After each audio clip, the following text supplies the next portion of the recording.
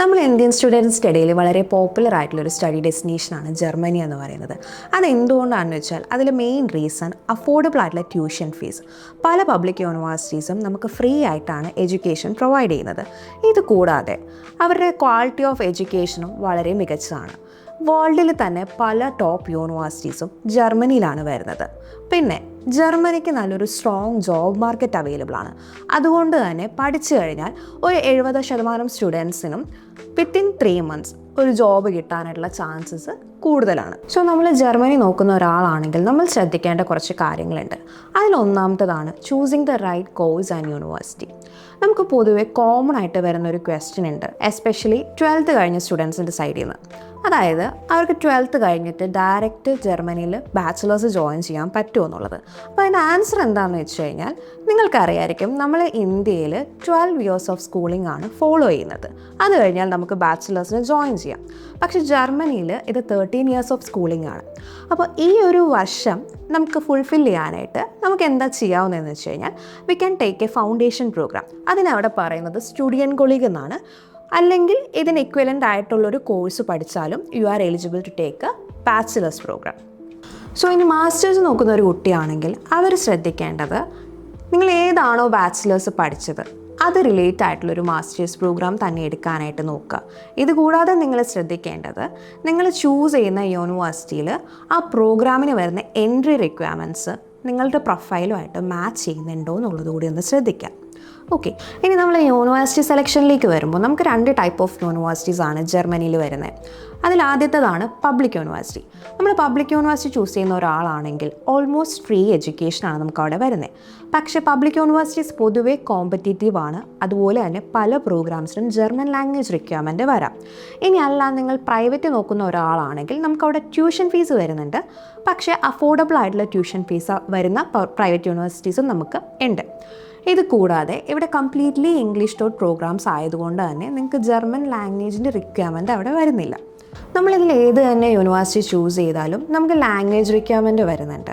അതിൽ IELTS നമുക്ക് minimum 6.5 ആണ് ഓവറോൾ സ്കോർ വേണ്ടത്.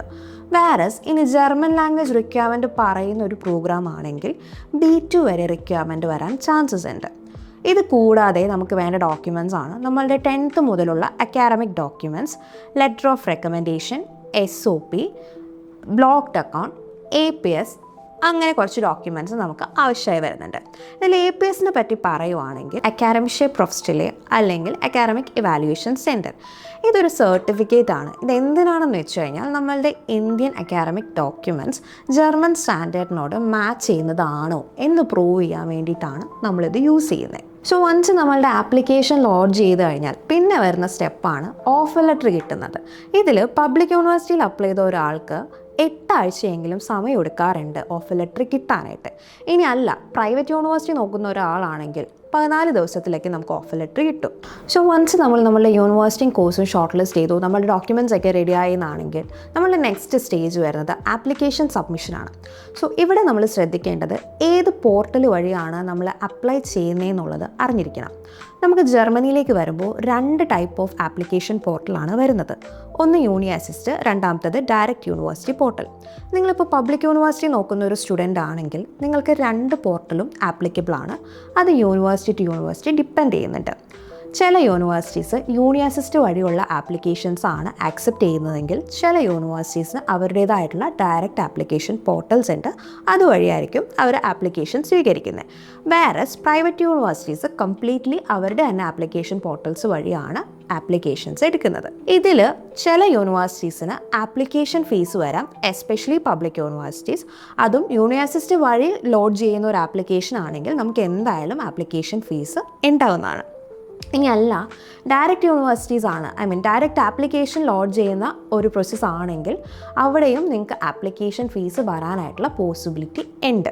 സോ വൺസ് നമുക്ക് ഓഫർ ലെറ്റർ കിട്ടിക്കഴിഞ്ഞാൽ നമ്മളുടെ നെക്സ്റ്റ് സ്റ്റേജ് എന്ന് പറയുന്നത് വിസ പ്രോസസ്സിലേക്ക് കടക്കുക എന്നുള്ളതാണ്.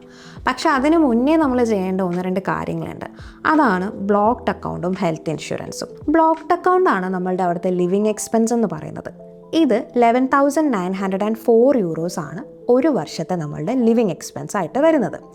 ഇത് അപ്രോക്സിമേറ്റ് ഒരു 12 ലക്ഷം വരുന്നുണ്ട് നമ്മളുടെ ഇന്ത്യൻ റുപ്പീസിൽ.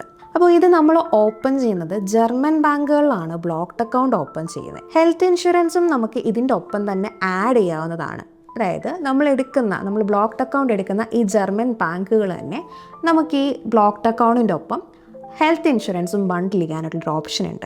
സോ നമ്മൾ വെറീഡ് ആവേണ്ട ആവശ്യമില്ല, സെപ്പറേറ്റ് പിന്നെ ഹെൽത്ത് ഇൻഷുറൻസ് എടുക്കണമെന്നുള്ളൊരു വെറീഡ് ആവേണ്ട ആവശ്യം നമുക്ക് അവിടെ വരുന്നില്ല. സോ വൺസ് നമ്മളുടെ ബ്ലോക്ക്ഡ് അക്കൗണ്ടും ഹെൽത്ത് ഇൻഷുറൻസും എടുത്ത് അതിൻ്റെ കൺഫർമേഷൻ ലെറ്റർ കിട്ടിക്കഴിഞ്ഞാൽ നമുക്ക് ഫർദർ വിസയുടെ പ്രൊസീജിയേഴ്സിലേക്ക് കടക്കാം. വിസയുടെ പ്രൊസീജിയേഴ്സിലേക്ക് വരുമ്പോൾ നമ്മളുടെ ആദ്യത്തെ സ്റ്റെപ്പാണ് കോൺസുലാർ പോർട്ടലിൽ അപ്ലൈ ചെയ്യുക എന്നുള്ളത്. ഇവിടെ അപ്ലൈ ചെയ്ത് നമുക്ക് ലേറ്റർ സ്ലോട്ട് കിട്ടിക്കഴിഞ്ഞിട്ടാണ് നമ്മൾ VFSൽ പോയി നമ്മളുടെ ബയോമെട്രിക്സ് കംപ്ലീറ്റ് ചെയ്യുന്നത്. ഇത് സ്റ്റേജ് കഴിഞ്ഞാൽ നമുക്കൊരു 2 months ഒക്കെ ടൈം എടുത്തിട്ടാണ് നമുക്ക് വിസയുടെ അപ്ഡേറ്റ് വരുന്നത്. എങ്കിലും പലപ്പോഴും സ്റ്റുഡൻസിന് ഒരു 10 ദിവസത്തിലൊക്കെ വിസ കിട്ടാറുമുണ്ട്. സോ വൺസ് നമുക്ക് വിസ സ്റ്റാമ്പ് ചെയ്ത് വന്നു കഴിഞ്ഞാൽ പിന്നെ നമ്മൾക്ക് ട്രാവലിന് വേണ്ടിയിട്ടുള്ള പ്രൊസീജിയേഴ്സാണ് വരുന്നത്. ബേസിക്കലി നിങ്ങളുടെ ഫ്ലൈറ്റ് ബുക്ക് ചെയ്യുക. ഇവിടുന്ന് ട്രാവൽ ചെയ്ത് അവിടെ റീച്ച് ആയി കഴിഞ്ഞാൽ യൂണിവേഴ്സിറ്റിയിൽ പോയി നിങ്ങളുടെ ഡോക്യുമെൻറ്റ്സ് സബ്മിറ്റ് ചെയ്യുക, അവിടെ എൻറോൾ ചെയ്യുക. ഇതാണ് നിങ്ങളുടെ ഒരു പ്രൊസീജിയറിൽ ഫൈനൽ സ്റ്റേജ് ആയിട്ട് വരുന്നത്. സോ നിങ്ങൾക്ക് ഇനി എന്തെങ്കിലും ഡൗട്ട്സോ ക്വസ്റ്റ്യൻസോ ഉണ്ടെന്നാണെങ്കിൽ നിങ്ങൾക്ക് ഈ വീഡിയോന് താഴെ കമൻറ്റ് ചെയ്യാവുന്നതാണ്.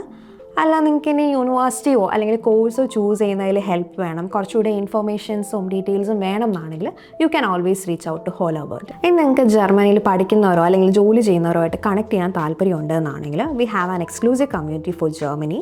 എൻ്റെ ജർമ്മനി എന്നാണ് അതിൻ്റെ പേര്. You can always join that community. ഈ വീഡിയോ ഇൻഫോർമേറ്റീവ് ആയിരുന്നു എന്ന് ഞാൻ പ്രതീക്ഷിക്കുന്നു. അടുത്തൊരു വീഡിയോ ആയിട്ട് വരുന്നത് വരെ this is me Mary Alria signing out from Holo World YouTube.